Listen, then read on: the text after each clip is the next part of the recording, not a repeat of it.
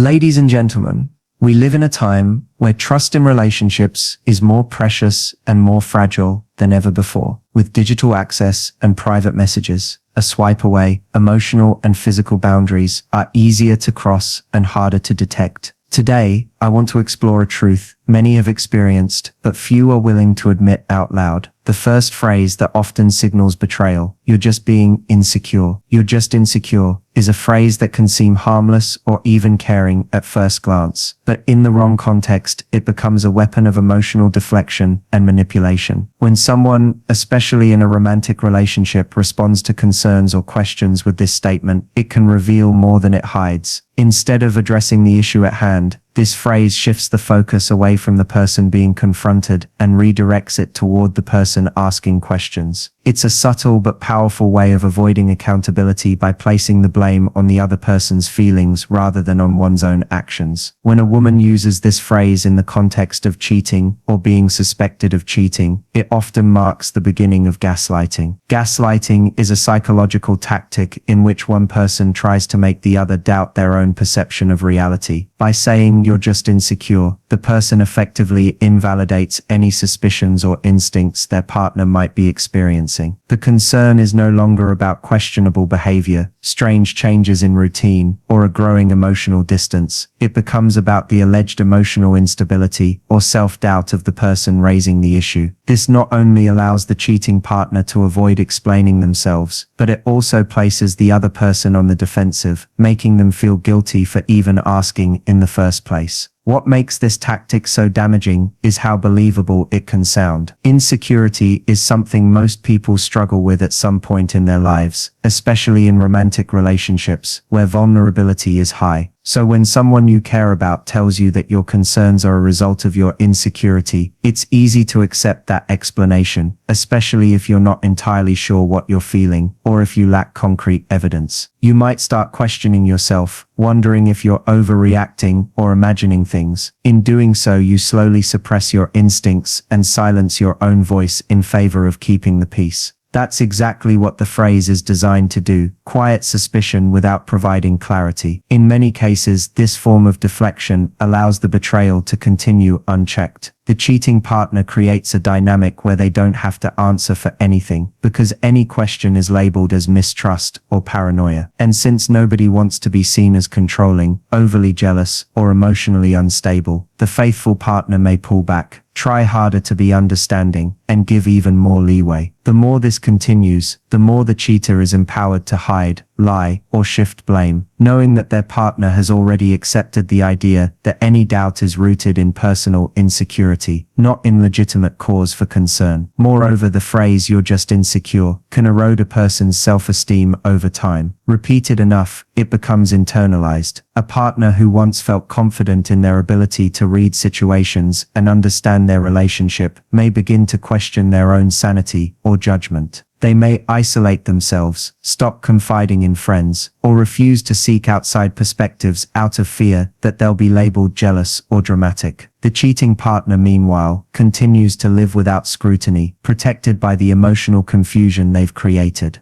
This phrase also tends to come with a tone of condescension, as if the person saying it is emotionally above the conversation. It implies maturity, rationality, and stability on their part, while casting the other person as irrational or emotionally fragile. That imbalance makes it harder to challenge or continue the conversation without looking like the exact stereotype being projected onto them. It becomes a trap, a carefully laid structure of emotional manipulation designed to dismiss rather than address. Ultimately, "you're just insecure" is not just a defense mechanism, it's a control mechanism. It serves to distort the narrative, shift responsibility, and protect dishonest behavior. It may be delivered with a calm voice or even a sympathetic touch, but its effect is sharp, confusing, and often deeply hurtful. Recognizing this phrase for what it truly is can be the first step in reclaiming emotional clarity, personal boundaries, and the right to demand honesty in a relationship. Gaslighting tactics can make the faithful partner question their own intuition in ways that are subtle, gradual, and deeply damaging. At its core, gaslighting is about control. It's not just lying, it's a calculated effort to reshape another person's perception of reality so that the gaslighter can avoid accountability, continue their deception, and maintain power over the other person's emotions and decisions. In the context of romantic relationships, especially where cheating is involved, gaslighting becomes a powerful weapon to keep the faithful partner in a state of confusion, self-doubt, and emotional dependence. It often starts with small, seemingly harmless comments. The unfaithful partner may respond to direct questions with vague answers, contradictions, or even flat-out denials that don't quite make sense, but are delivered with such confidence that they're hard to argue with. When the faithful partner brings up inconsistencies or voices concerns, the cheater might laugh it off, accuse them of overreacting, or suggest they're imagining things. Over time, these responses begin to wear down the faithful partner's trust in their own instincts. What they once saw clearly becomes murky. What they once knew, they begin to doubt. The most dangerous part of gaslighting is how effectively it undermines a person's ability to trust their own judgment. The faithful partner might notice changes in behavior, secretive texting, late-night absences, emotional distance, but when they bring it up, the response is manipulative. You're being paranoid, or you always jump to conclusions. Instead of offering reassurance through honesty, the gaslighter twists the conversation into an accusation against the very person trying to seek the truth. And when someone is repeatedly told that they're wrong, that they're crazy, or that they're the problem, eventually they start to believe it. This manipulation is not only emotional, but also psychological. The faithful partner may find themselves constantly second-guessing their thoughts, replaying conversations, or feeling guilty for simply asking questions. They may apologize for things they didn't do, or for how they feel, just to avoid conflict. The gaslighter uses this vulnerability to reinforce their control, knowing that as long as the faithful partner is busy doubting themselves, they won't be able to clearly see the betrayal that's happening right in front of them. Gaslighting also isolates the faithful partner from potential sources of clarity and support. They may stop talking to friends or family about their relationship because they've been made to feel foolish or dramatic. They may avoid asking for advice out of fear that they'll be judged, or that they're somehow overstepping. The more isolated they become, the easier it is for the gaslighter to continue manipulating the narrative. The cheater can then maintain a carefully curated version of the relationship, one where they're the victim of unjust suspicion, and the faithful partner is simply unstable or clingy. What's particularly painful is that many faithful partners start to lose themselves in the process. They begin to question not just their intuition, but their entire sense of identity. They wonder if they're too emotional, too needy, too insecure. They suppress their feelings, tolerate disrespect, and try to be better in hopes of fixing a problem that isn't actually theirs to fix. The longer the gaslighting continues, the harder it becomes to separate truth from manipulation. Eventually, the damage can reach a point where even clear signs of betrayal are ignored or rationalized.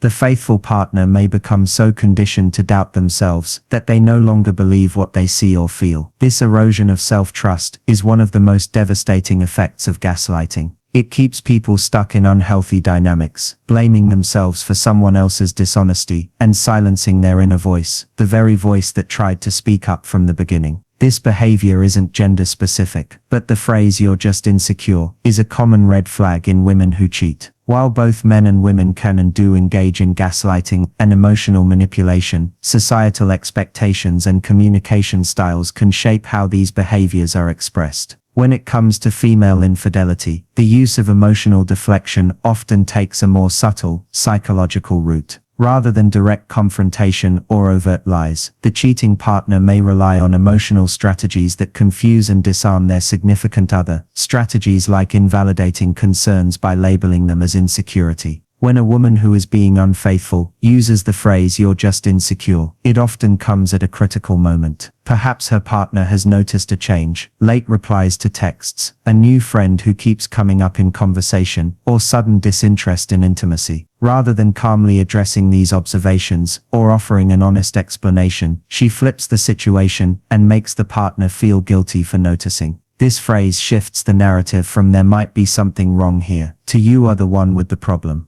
It's a defense mechanism cloaked in empathy, but its purpose is to silence doubt and protect a lie. The effectiveness of this tactic lies in how society often views emotional expression. Men in particular are frequently taught to suppress their feelings, or to avoid being perceived as jealous or overly emotional. So when a woman responds to a valid concern with "you're just insecure," it strikes a nerve. It suggests that the man's emotions are irrational, his instincts are faulty, and that by even asking, he's doing something wrong. It weaponizes his emotional vulnerability and uses it as a shield against accountability. This phrase doesn't come from nowhere. It's usually part of a pattern. A woman who is cheating may start subtly distancing herself while maintaining just enough emotional connection to avoid suspicion. She might overcompensate with small displays of affection, or become defensive when asked simple questions. If her partner begins to sense this shift and expresses unease, the insecurity accusation can be dropped like a bomb. It immediately reframes the entire conversation. Now, instead of her actions being under scrutiny, it's his emotional health or trustworthiness that's on trial. This tactic is particularly dangerous because it preys on the natural human desire to be seen as reasonable, stable, and trusting. Most people don't want to feel like they're overreacting, and they especially don't want to damage a relationship by making accusations they can't prove. So when they hear "you're just insecure," they may back down, internalize the criticism, and work harder to appear secure, all while ignoring the very real signs that something is wrong. It's important to emphasize that not all women use this tactic, and not all cheating involves this kind of manipulation. But it is a recognizable pattern, and recognizing it doesn't mean blaming all women. It means holding everyone accountable equally. Cheating is not about gender, it's about behavior, and the psychological games people play to avoid exposure are harmful, regardless of who is playing them. That said, this specific phrase often comes from a place of social conditioning, where women are taught to manage emotions and use emotional language to navigate conflict. When used with honest intent, it can invite important discussions. But when used to deflect suspicion or avoid difficult truths, it becomes a red flag for emotional manipulation. What's particularly painful is how this tactic can affect the partner over time. Constantly being told they're insecure for raising concerns makes them second-guess their instincts. They may begin to question their own worth, emotional intelligence, and perception of reality. And in doing so, they become easier to deceive. This is why understanding this dynamic is crucial, not to blame, but to protect. Recognizing when concern is valid, and when it's being dismissed with emotionally manipulative language, can be the key to breaking free from deceit and reclaiming clarity in a relationship. Open and honest communication is crucial in maintaining trust, because it creates a foundation where both individuals in a relationship feel safe, understood, and respected.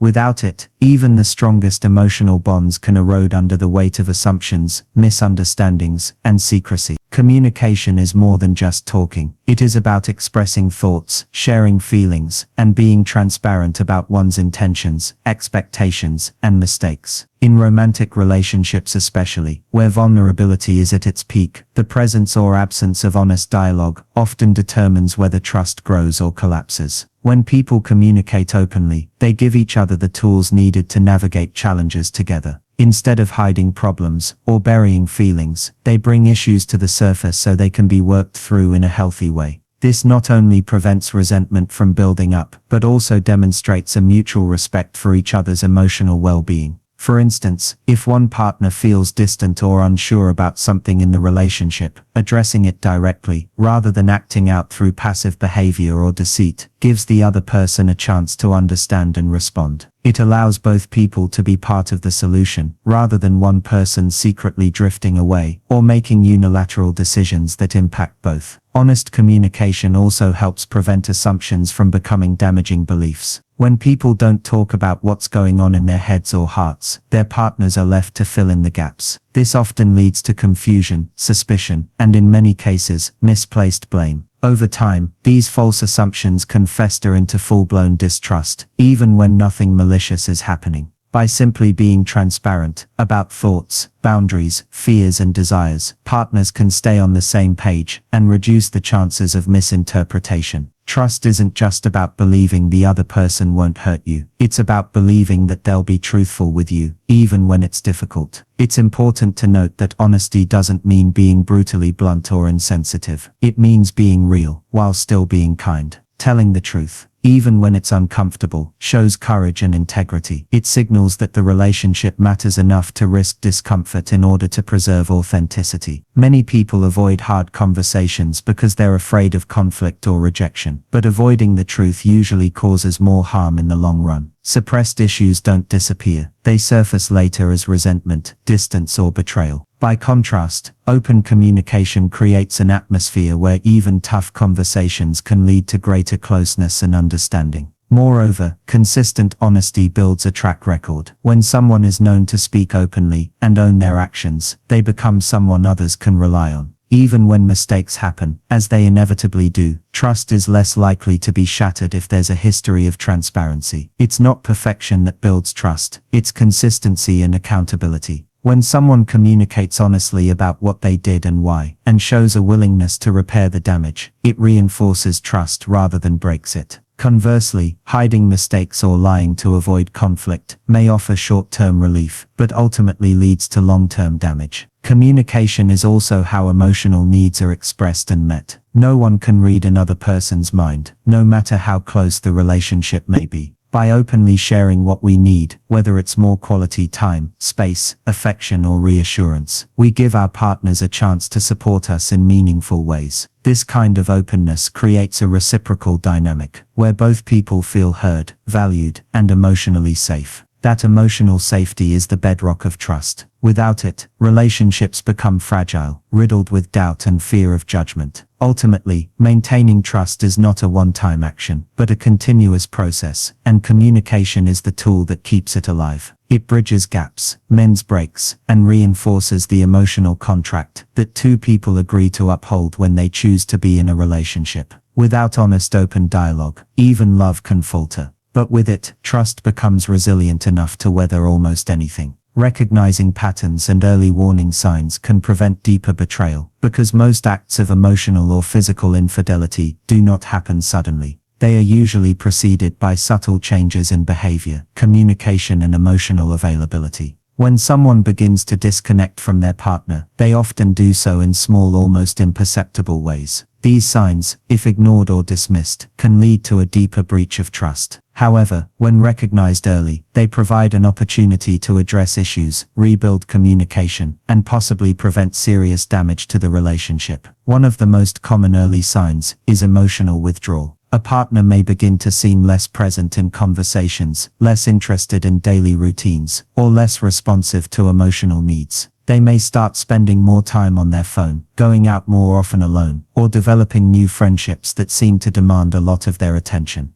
These things on their own may not point to betrayal, but when combined with defensiveness or secrecy, they can be indicators that something is shifting beneath the surface. Recognizing this pattern isn't about paranoia. It's about being in tune with the emotional rhythm of the relationship and noticing when something feels off. Another early warning sign is a change in how conflict is handled. A partner who used to be engaged in resolving disagreements may suddenly become dismissive, irritable, or indifferent. They may avoid serious conversations altogether, or flip the blame, making their partner feel responsible for every issue. These are signs that they may no longer feel invested in the relationship's growth or stability. This shift in dynamic, if left unchecked, can create emotional distance that makes it easier for betrayal to take root. It is also important to pay attention to the use of deflective language. Phrases like "you're just overthinking," "you're imagining things," or "you're too sensitive" may seem harmless in isolation, but when repeated, they become part of a pattern of minimizing concerns. This can cause the faithful partner to question their own judgment and instincts, which is one of the key goals of manipulative behavior. Recognizing this linguistic pattern early is essential because it can signal an attempt to avoid accountability or redirect attention away from inappropriate behavior.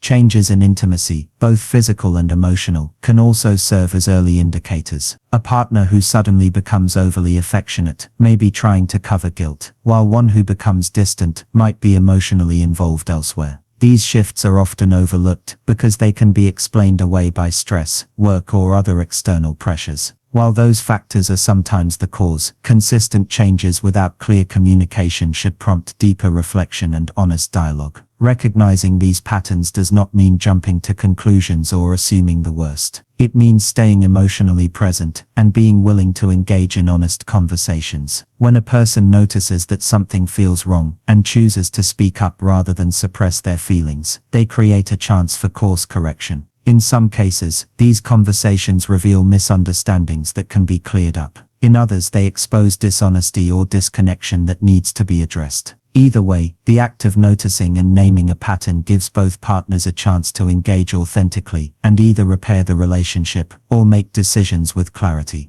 Ignoring early signs can often lead to a much greater sense of betrayal later, not just because of the cheating itself, but because the partner ignored their own instincts. Recognizing patterns early is not about control, it's about protecting the emotional integrity of the relationship. It allows individuals to set healthy boundaries, ask the necessary questions, and demand the respect they deserve. This awareness can be the difference between staying in a cycle of doubt and stepping into a space of clarity and self-respect. The earlier the signs are seen, the more room there is for honesty, healing, and if both parties are willing, rebuilding trust. Accountability and self-respect should never be compromised for the sake of peace, because doing so undermines the very foundation of a healthy relationship. While harmony in any relationship is important, it should never come at the cost of a person's dignity, values, or sense of self. Peace that requires silence in the face of mistreatment, dishonesty, or betrayal is not real peace. It is avoidance, and it leads to emotional suppression and resentment. A relationship that cannot handle accountability is not a safe space. It is a fragile arrangement built on denial, not mutual respect. Accountability means being willing to own one's actions, choices, and the impact they have on others. In a relationship, it creates a sense of trust and reliability.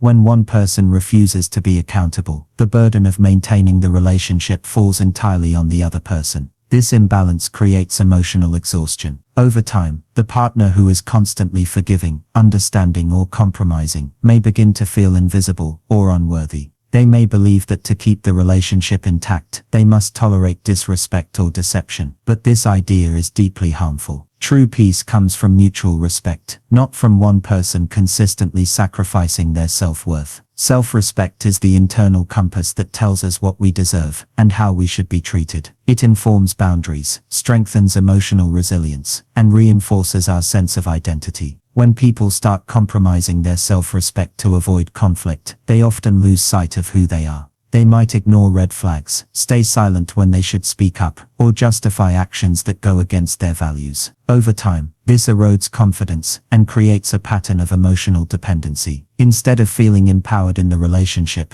they begin to feel trapped, unwilling to disrupt the illusion of peace, yet increasingly disconnected from themselves. Peace without accountability is temporary and superficial. It may smooth things over in the moment, but it does not address the root of the problem. A partner who avoids responsibility for their actions will continue to repeat those behaviors, especially if they know there will be no consequences. When the other partner prioritizes keeping the peace over standing up for themselves, they unintentionally reinforce the pattern. This dynamic becomes toxic, as one person grows comfortable with never being questioned, while the other learns to swallow their truth just to keep things calm. Conflict, when handled with maturity and mutual respect, is not something to be feared. It is a necessary part of growth and intimacy. Avoiding it to maintain a false sense of peace denies both people the opportunity to be real with each other. Addressing issues, holding each other accountable, and being honest, even when it's uncomfortable, are acts of care, not hostility.